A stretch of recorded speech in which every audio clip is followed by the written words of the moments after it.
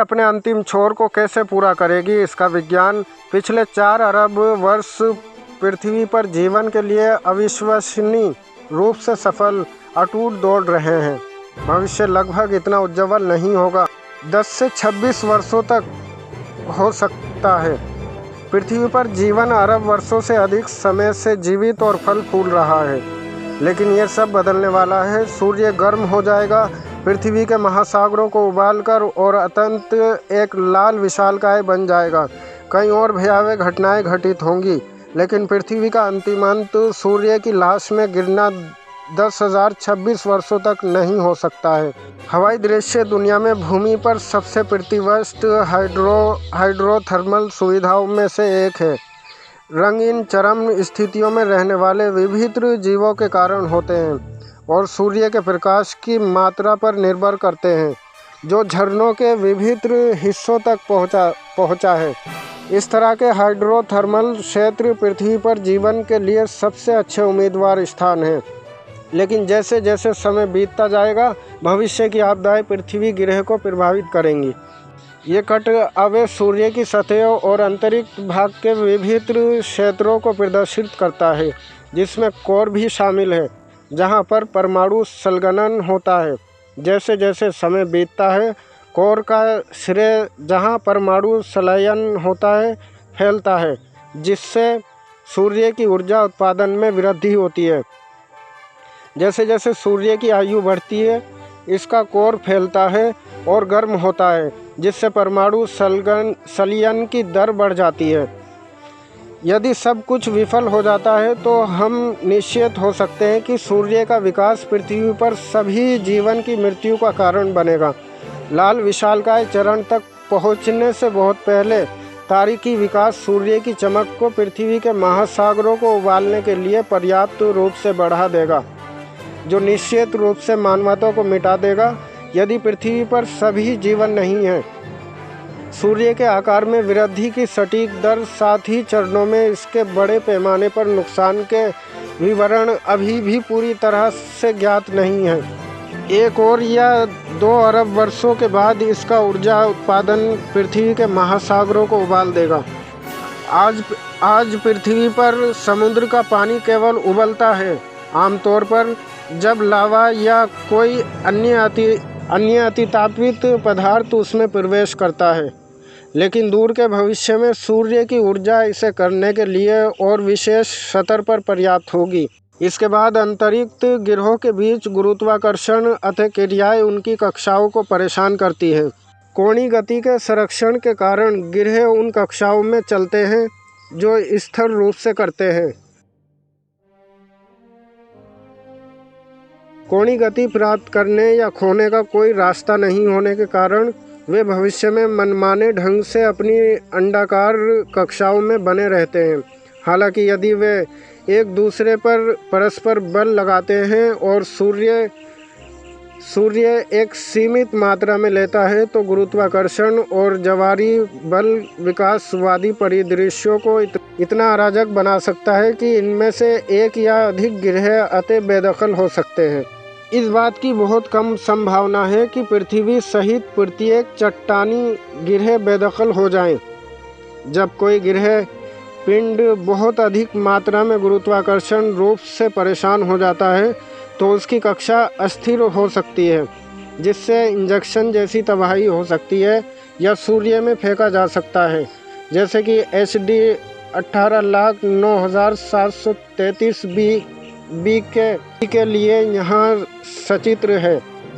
एक ग्रह अपने मूल तारे द्वारा भस्म हो रहा है। 4 अरब वर्षों के बाद मिल्की वे एंड्रोमेडा विले को दर्शाने वाली तस्वीरों की एक श्रृंखला, और ऐसा होने पर आकाश पृथ्वी से अलग कैसे दिखाई देगा। ये विलय भविष्य में लगभग 4 अरब साल बाद होगा, जिसमें 1 साल और मृत गैस मुक्त अंडाकार आकाशगंगा मिल्की ड्रोमेडा का एक बड़ा विस्फोट होगा। एक एकल बड़ा अंडाकार पूरे स्थानीय समूह का अंतिम भाग्य है। बड़े पैमाने पर और सितारों की संख्या में शामिल होने के बावजूद इस घटना के दौरान केवल 1 में 100 बिलियन सितारे टकराएंगे या विलीन होंगे। नए तारे के निर्माण, सुपरनोवा और तारीखी टकराव के बावजूद पृथ्वी की संभावना प्रभावित रहती है। अब से लगभग 507 अरब वर्षों के बाद सूर्य अपने मूल में हाइड्रोजन को समाप्त कर देगा। इंटीरियर सिकुड़ जाएगा, गर्म हो जाएगा और अत्यंत हीलियम फ्यूजन शुरू हो जाएगा। इस बिंदु पर सूर्य प्रफुल्लित हो जाएगा, पृथ्वी के वायुमंडल को वाष्पीकृत कर देगा और हमारी सतह पर जो कुछ भी बचा है उसे 4 चांद लगा देगा। लेकिन जब वे भयावह घटना घटित होती है तब भी पृथ्वी को निगला नहीं जा सकता है। एक ग्रह रहकर भले ही आज हम जिस दुनिया को जानते हैं उससे बहुत अलग है। जैसे ही सूर्य एक वास्तविक लाल दानव बन जाता है, पृथ्वी सवे निगली या निगली जा सकती है, लेकिन निश्चित रूप से पहले की तरह भुन जाएगी। शुक्र और बुध इतने भाग्यशाली नहीं होंगे, क्योंकि सूर्य की लाल विशाल त्रिज्या हमारे सौर मंडल के अंतरतम दोनों दुनिया को आसानी से घेर लेंगी। लेकिन यह अनुमान है कि पृथ्वी लगभग 10 से 20 मिलियन मील तक सुरक्षित रहेगी। बुध और शुक्र को घेरने के लिए नियत पृथ्वी का भाग्य संदेह में बना हुआ है। जब सूर्य पूरी तरह से अपने परमाणु ईंधन से बाहर निकल जाता है तो यह जब बाहरी परतों का एक ग्रह ही निहारिका में उड़ा देगा, जबकि केंद्र एक गर्म कॉम्पैक्ट सफ़ेद बौने तारे में सिकुड़ जाएगा। यह अनिश्चित है कि क्या यह प्रक्रिया पृथ्वी को काफ़ी दूर धकेल देगी ताकि वह केंद्रीय तारीखी अवशेष में खींचे जाने से बच सके, या इस प्रक्रिया के दौरान हमारा ग्रह हमारी मृत्यु को पूरा करेगा। तारीखी द्रव्यमान हानि पृथ्वी की कक्षा को बाहर की ओर धकेलती है। हम अभी तक जीवित रह सकते हैं। सूर्य के अपने लाल विशाल चरण से बाहर निकलने के बाद इसकी उड़ा हुई बाहरी परतें विलुप्त हो जाती हैं और केवल एक सफ़ेद बौना रहता है। संभावित रूप से पृथ्वी सहित कई ग्रह बने रहेंगे। यदि यह घटना हमारे ग्रह को नष्ट नहीं करती है तो हम लगभग 10,026 लाख साल या उससे भी अधिक समय तक जीवित रहेंगे। आने वाले कल्पों के लिए अपने बचे हुए सफ़ेद बौने की परिक्रमा करेंगे। जब स्टार सिस्टम के बीच बड़ी संख्या में गुरुत्वाकर्षण बातचीत होती है तो एक स्टार को इतनी बड़ी किक प्राप्त हो सकती है कि वह जिस भी संरचना का हिस्सा हो उससे बाहर निकल जाए। हम आज भी आकाशगंगा में भागते सितारों को देखते हैं। एक बार जब वे चले गए तो वे कभी वापस नहीं आएंगे। यह हमारे सूर्य के लिए अब से 10,17 मिलियन साल के बीच किसी बिंदु पर होने का अनुमान है। बाद वाले विकल्प की अधिक संभावना है। हालांकि अधिकांश परिदृश्यों में पृथ्वी, चंद्रमा, प्राणी शामिल होती है जो ऐसे होने पर सूर्य से बंधी रहती है, जैसे वाल्स और जेड लेवे ES नासा।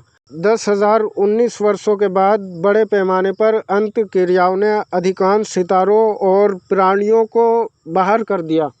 समय के साथ विशेष विन्यास या बड़े द्रव्यमान के गुजरने के साथ एक वचन गुरुत्वाकर्षण अतिक्रियाओं के परिणाम स्वरूप और मंडल के शुरुआती चरणों में प्रोटोप्लैनेट के बीच उत्पन्न होने वाली गुरुत्वाकर्षण बातचीत से बहुत से द्रव्यमान निकाले जाते हैं। गुरुत्वाकर्षण बातचीत से बहुत से द्रव्यमान निकाले जाते हैं। यादृच्छिक मुठभेड़ है जो गिरोह की अस्वीकृति का कारण बनता है, और वे उन लोगों की तुलना में दुर्लभ होते हैं जो पूरे सौर मंडल को निकाल देंगे। हालांकि पृथ्वी हमारी तारीखी अवशेष की परिक्रमा करती रहती है, जिससे गुरुत्वाकर्षण विकिरण एक प्रेरणा का कारण बनता है। हमारे सौर मंडल को लंगर डालने वाले केंद्रीय द्रव्यमान द्वारा प्रेरित घुमावदार स्पेस टाइम के माध्यम से हमारे ग्रह के घूमने और तेज होने के प्रभाव से पृथ्वी की कक्षा अत्यंत क्षय हो जाएगी।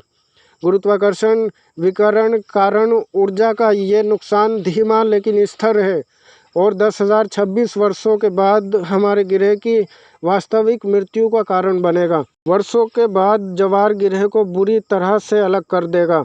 जब एक एकल विशाल पिंड एक बड़े द्रव्यमान के बहुत करीब पहुंच जाता है तो जवारी बल गुरुत्वाकर्षण बाध्यकारी ऊर्जा को दूर करने के लिए पर्याप्त रूप से महत्वपूर्ण हो जाता है। वस्तु को अलग कर देते हैं और इसे एक रिंग में खींच लेते हैं।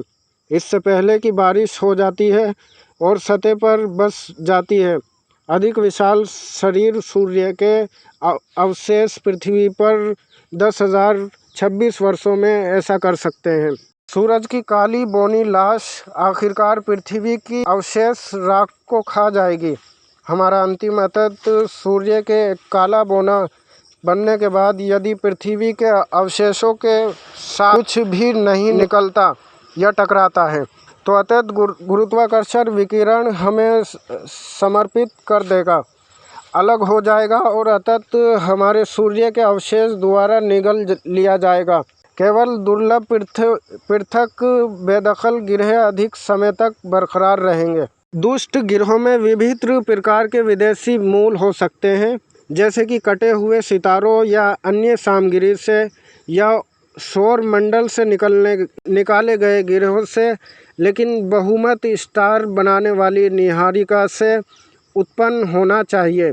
जैसे कि गुरुत्वाकर्षण के झुरमुट जो इसे कभी स्टार नहीं बनाते। आकार की वस्तुएं। जब एक माइक्रोलेसिंग घटना होती है तो हम हस्तक्षेप करने वाले गिरह के द्रव्यमान के पुनर्निर्माण के लिए प्रकाश का उपयोग कर सकते हैं। मड़े छवियों, दृश्यों और 200 से अधिक शब्दों में एक खगोलीय कहानी बताता है। एक सुपरनोवा विस्फोट ने 349 मिलियन वर्ष पहले बड़े पैमाने पर विलुप्त होने का कारण बना हो सकता है। लगभग 349 मिलियन वर्ष डेवोनियन काल के अंतिम चरण के अंत में एक सामूहिक विलुप्त होने की घटना या घटनाओं की श्रृंखला थी। अनुमति कार्ल सागन के सबसे खूबसूरत शब्दों का Apollo 11 in real time website ऐतिहासिक मिशन के हर सेकंड को दोहराती है। 16 जुलाई 2019 को उस मिशन की 50वीं वर्षगांठ है जिससे पहली बार चंद्रमा पर एक आदमी को उतारा। 350 वर्षों के बाद भी खगोलविद अभी भी सौरमंडल के सबसे अजीब चंद्रमा की व्याख्या नहीं कर सकते हैं। 1671 में खोजे गए शनि के इम्पेटस में 3 विचित्र विशेषताएं हैं जिन्हें विज्ञान कभी भी पूरी तरह से समझा नहीं सकता है। ब्रह्मांड में कितने तारे हैं, इसे इस्तेमाल करें। ये पृथ्वी के सभी महासागरों में पानी के कंपों की संख्या का लगभग 10 गुना है।